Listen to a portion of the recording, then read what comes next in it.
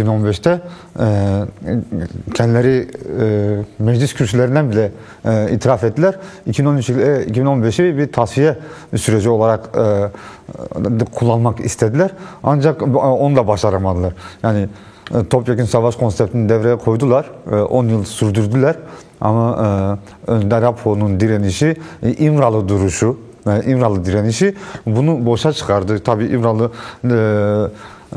duruşunun etrafında milyonların, Kürdistanların dostlarının direnişi bugün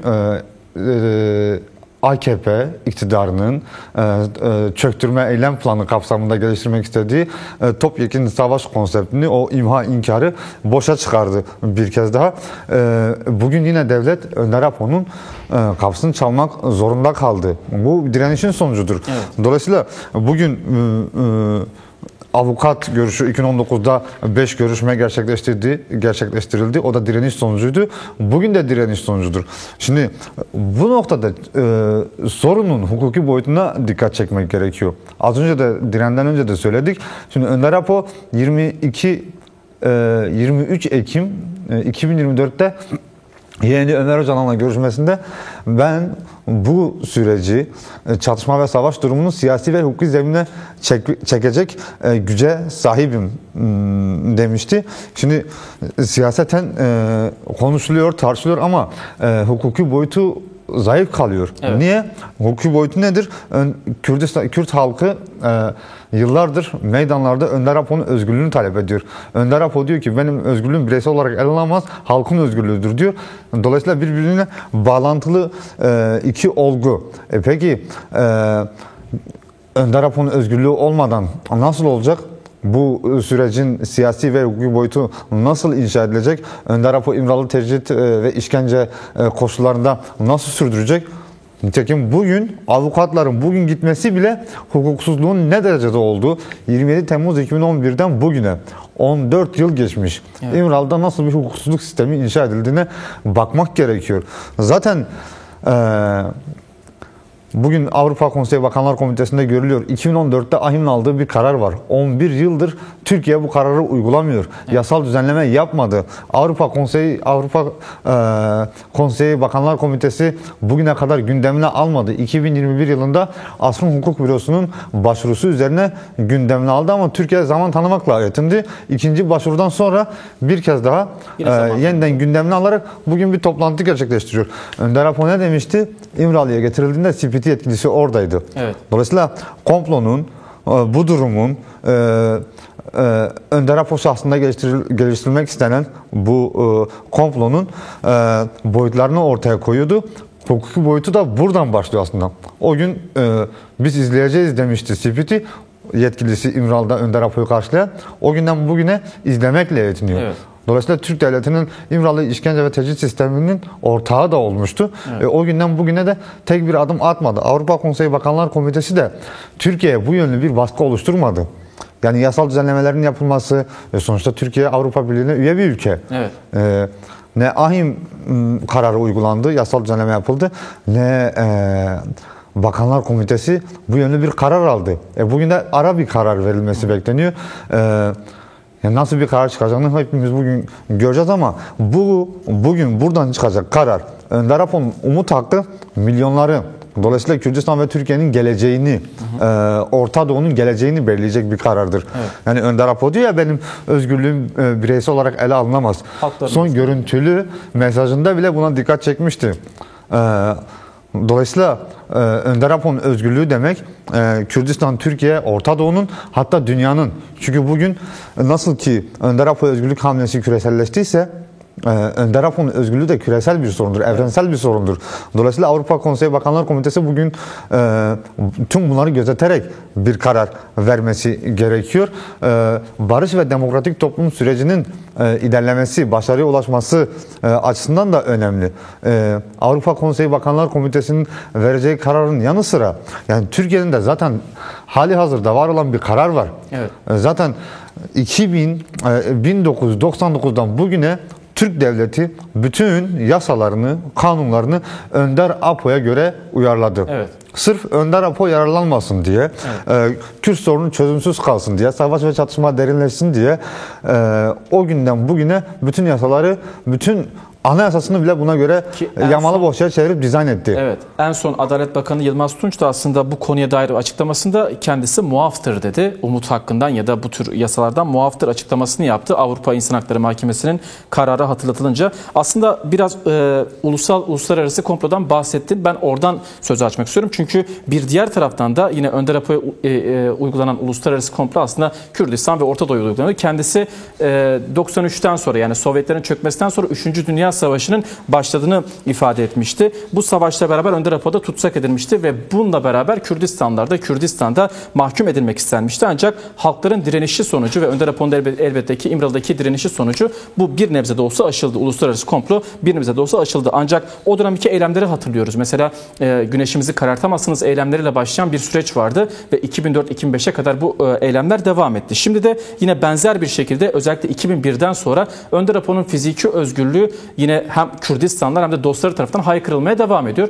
Bugünkü konsey öncesinde de aslında hem KCDK'ye hem de yine Avrupa'daki diğer Kürt kurumları ve dostları da açıklamalar yaparak bu Avrupa İnsan Hakları Mahkemesi'nin kararını Türkiye'nin uygulaması için eylemlilik çağrısı yapmıştı. Bu eylemlerin önemini aslında 99'dan bu yana görüyoruz. Ancak biraz da bugünkü döneme bakmak istiyoruz ve bu dönemdeki eylemlerin ne kadar etki edeceğini de sana sormak istiyorum.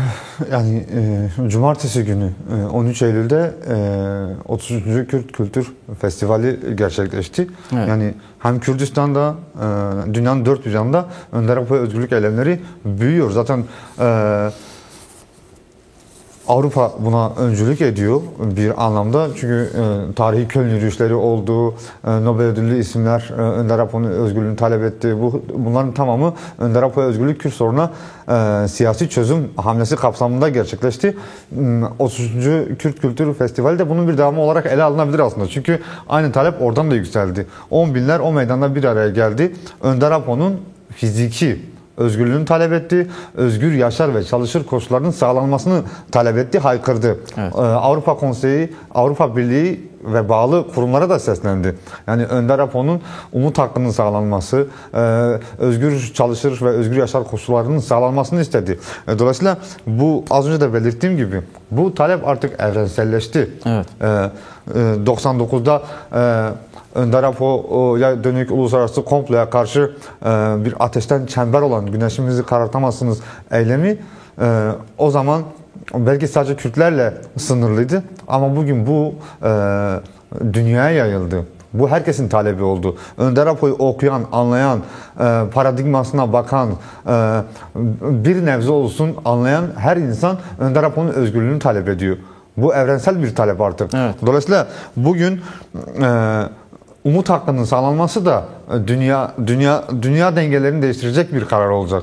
Çünkü Önder Apo'nun düşünsenize İmralı işkence ve tecrit koşullarında 5 savunması, yazdığı kitaplar, yaptığı açıklamalar, aile avukat görüşmelerinden edinebildiğimiz notlar, nasıl bir dünya, nasıl bir yaşam sunduğunu herkes görüyor, evet. Herkes anlıyor artık.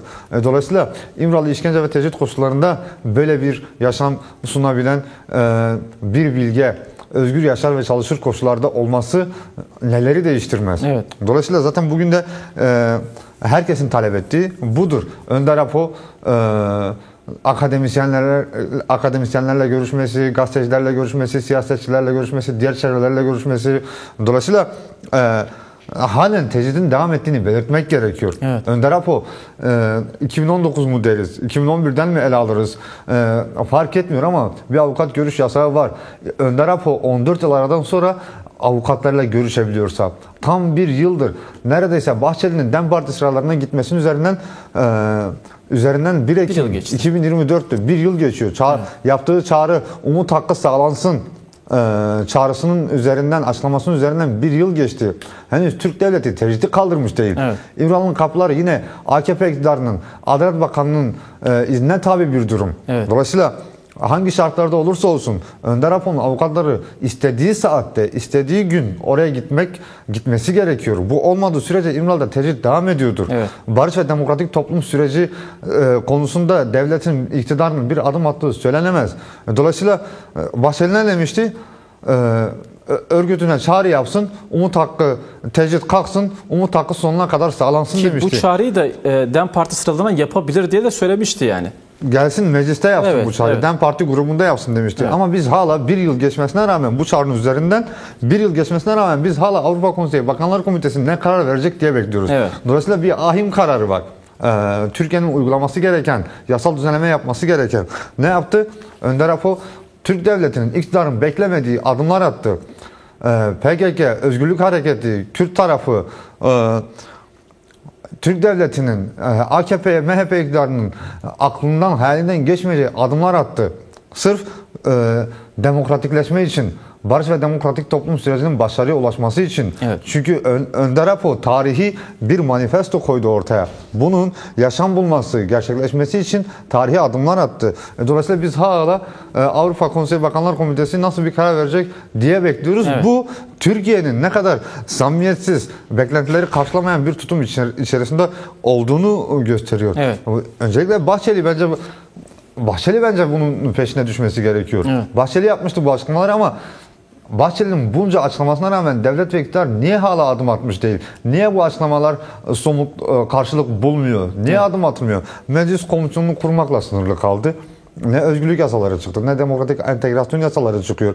Yani Kürtlerin, barışacağız dedikleri Kürtlerin Kürtçe konuşması dahi halen Komisyonda engelleniyor. tahammül edilemiyor. Evet. Dolayısıyla her şeyden önce Önder Apo'nun umut hakkının sağlanması için yasal düzenlemelerin yapılması gerekiyor.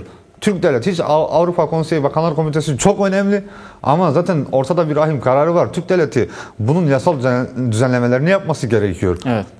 Atılacak öncelikli adımlar budur. Kürtlerin temel talebi, birinci talebi budur. Çünkü İmralı'da tecrit devam ediyor. Önder Apo'nun özgür yaşar ve çalışır koşullarının sağlanmasını istiyor. Birinci talep budur. Evet. Önder Apo 27 Şubat çağrısını yaptı. PKK 5-7 Mayıs tarihlerinde 1 Mart'ta ateşkes ilan etti. Tek taraflı. Tek bir gün, Ona rağmen bir gün sonra. saldırılar da sürdü. Evet. Hala kimi yerlerde saldırılar devam ediyor. Evet. 5-7 Mayıs tarihlerinde PKK kongresini topladı. Tarihe adım attı. O kongrenin sonuçlarında belirtildi. Evet.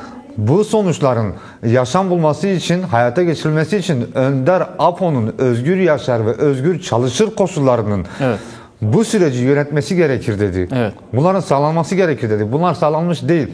Ne oldu? Barış ve Demokratik Toplum grubu geldi, tarihi bir tören gerçekleştirdi. Evet. Biz demokratik entegrasyon yasaları ve özgürlük yasaları çıkarılırsa demokratik siyasete hazırız denildi. Evet. Ama Türk Devleti henüz hiçbir adım atmış değil. Hala düşünün, bir yıldır bu süreç var. Evet. Avukatlar Evet. bir yıldır barış ve demokratik toplum süreci, yani öncesi var çünkü 27 Şubat'ın öncesi var. Bahçeli'nin çağrıları var. İmralı heyeti, DEM Parti İmralı heyeti gitti geldi. Önder Apo'nun yeğeniyle görüşmesi var. Buradaki açıklamaları var. Önder Apo diyor ki ben hukuku, siyasi ve hukuki zeminden çekebilirim diyor. Evet. Bunun sağlanması için avukatlar gitmeden, Önder Apo bu işin hukuki boyutunu tartışmadan, avukatlarıyla konuşmadan nasıl olacak hukuki zemin? Yani bir diğer taraftan aslında yani Kürtler, Kürt halkı, demokratik kitle örgütleri, sol sosyalistler şu anda bir tarafın baş müzakerecisi olarak görüyor Önder Apo'yu. Ama buna rağmen hala tecrit altında olduğunda aslında ifade ediliyor. Bunu görüyor. Türk Devleti de görüyor. AKP de kendisi de görüyor. İktidarın kendisi de görüyor. Ancak açıklamalarına bakıyoruz. Mesela AKP'nin sözcüsü Ömer Çelik'in açıklamalarına bakıyoruz. Geçtiğimiz günlerde yaptığı açıklamada komisyonun farklı işlerle uğraşmaması gerektiğini, yalnızca silah bırakmayla uğraşması gerektiğini ifade eden hala sözler kurulmaya devam ediyor. Ancak tecritte görmezden gelir. Yani bir kesimin baş müzakerecisi tecrit altında tutuyor. Kullanacağı kelimeleri, cümleleri dışarı çıkarılması izin verilmiyor. Diğer taraftan da komisyonun sadece tek icraatinin işte gerillaların silah bırakması olduğu ifade ediliyor. Yani buradaki ikiyüzlülükten biraz daha aslında söz açmanı istiyorum. Bu konuya değinmeni istiyorum senin. Yani zaten iktidar yetkilileri, kabinesi, sözcüsünden, bakanlardan herkes farklı bir telden çalıyor. Evet. Bunu da görmek lazım. Ama bu zaten silah imhaya bırakmaya indirgenemez. Onların zihniyetiyle zaten silah bırakma veya teslim olma haliyle de değil. Evet. Tören gerçekleştirildi. dünya kamuoyuna açık bir şekilde kendi havuz medyasının ekranlarında yayınladı. Hani Kürt basını, özgür basını izlemiyorlarsa da orada yayınlandı. Açıklamayı okudular. Her gün PKK yöneticileri, Kürt Özgürlük Hareketi üyeleri açıklamalar yapıyor. KCK açıklamaları var. Dolayısıyla Önder Apo'yu baş müzakereci ilan etti. Sürecin bir tarafı olan Özgürlük Hareketi. Evet. Bizim baş müzakerecimiz Önder Apo'dur dedi. Zaten dedi ki Önder Apo olmadan bunlar yaşanmazdı. Bizim attığımız bu tarihi adımları hiç kimse bize attıramazdı. Evet. Dolayısıyla Kürtler Önder Apo'yu baş müzakereci ilan etmiş. Dolayısıyla o komisyonun Önder Apo ne dedi? Meclis zeminine işaret etti. Sürecin, Kürt sorununun demokratik çözümünün yasal boyutuna işaret etti. Evet. Yıllar önce de 2013-2015'te de 99'dan bugüne Önder Apo'nun avukatlarıyla görüşmelerinin notları her yerde var. Evet. Herkes açıp bakabilir. Önder Apo 99'dan bugüne meclis zeminine işaret ediyor. Hatta 93'ten bu yana. Meclis komisyonu kurulmuş. Bu AKP sözcüsü Ömer Çelik'in zihniyetiyle silah indirgemeye bırakılacak bir şey değil.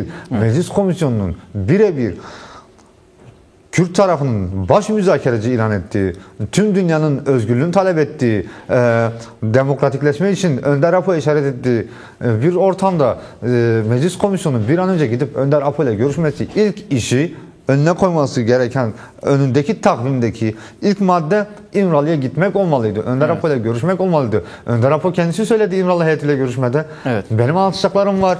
Ben bu sürecin tarafıyım. Yürütücüsüyüm. 93'ten beri devletle bu zemini oluşturmaya çalışıyor. Demokratik çözüm için, Kürt sorununda demokratik çözüm için bu çabayı gösteriyor. Neden bir aracıyla gitsin? Neden başkaları, yani heyetlerle bir aracıyla bu sorunun nasıl çözülebileceğini anlatsın? Evet. Çünkü bu sorun devletin çözümü kafasıyla çözülecek bir sorun değil. Devlet hala çünkü meclis komisyonunda Kürtçeyi engelleyerek, annelerin Kürtçe konuşmasını engelleyerek nasıl bir çözüm, evet, tırnak içinde söylüyorum, nasıl bir çözüm ortaya koymak istediğini gösteriyor. Dolayısıyla bu sorun çözülecekse Önder Apo ile çözülür. Önder Apo'nun fikirleriyle, paradigmasıyla, ortaya koyacağı yol haritasıyla, evet, barış ve demokratik toplum manifestosuyla çözülür. Bunun dışında bir çözüm olmaz. Meclis komisyonunun da çok AKP sözcüsü Ömer Çelik'in açıklamalarına takılmadan orada bütün Türkiye'nin temsilini, Kürtlerin temsilini bulduğu bir oluşum, bir bileşim var. Öncelikli yapması gereken Önder Apo ile görüşmektir. Barış ve demokratik toplum sürecinin başarıya ulaşması için bunu yapması gerekiyor. Önder Apo İmralı heyetiyle son görüşmesinde Pervin Buldan Jün TV'de anlatmıştı. Birinci taktik aşamanın tamamlandığını, Kürtlerin attığı adımlarla, Kürt tarafının attığı adımlarla bu birinci taktik aşamanın tamamlandığını, ikinci aşama için devletin somut adım atması gerektiğini söyledi. Bahçeli sürekli söylüyor. Kuş tek kanatlı uçmaz diyor. Bence Bahçeli iktidara bir sormalı artık. Neden adım atmıyor ortağına? Yani iktidar ortağına, AKP'ye sorması gerekiyor. Kanadı eksik bırakanlar onlar çünkü. Adım atılmıyor. Evet. Çünkü Bahçeli'nin yaptığı çağrılar karşılıksız kalıyor. Evet. Meclise gelemedi Önder Apo. Evet. Bu meclis komisyonu da gitmiyor. Ona rağmen bu çağrıyı yaptı. Dolayısıyla bugün meclis komisyonu neden gitmediğini ya da Önder Apo neden meclise gelemediğini, bir yıl geçti Bahçeli'nin sözünün üzerinden. Evet. Neden bu söz yerine getirilmiyor? Bu bir. İkincisi, Bahçeli'nin Umut Hakkı'nı gidip sorması lazım. Umut Hakkı ile ilgili yasal düzenlemeler neden yapılmıyor? Evet. Yok meclis tatilde, yok şöyle. Bunlar şey değil. AKP'nin canı sıkıldığında meclisi nasıl topladığını, nasıl yasa çıkardığını herkes biliyor. Evet. Zaten çoğunluğu da var. Evet. Sayısal çoğunluğu da var. İstediği zaman meclisi toplayabilir. Böyle bu şekilde meclis komisyonu tabii ki dinlenecek. Evet. Herkes dinlenecek. Çünkü herkes bu sürecin bir parçası. Dolayısıyla yani hem Kürt sorununun bir parçası, hem Türkiye'nin demokrasi sorununun bir parçası. Evet. Herkes tabii ki dinlenecek ama dinlemeler sürerken Önder Apo'nun özgür çalışır ve özgür yaşar koşullarında sağlanması gerekiyor.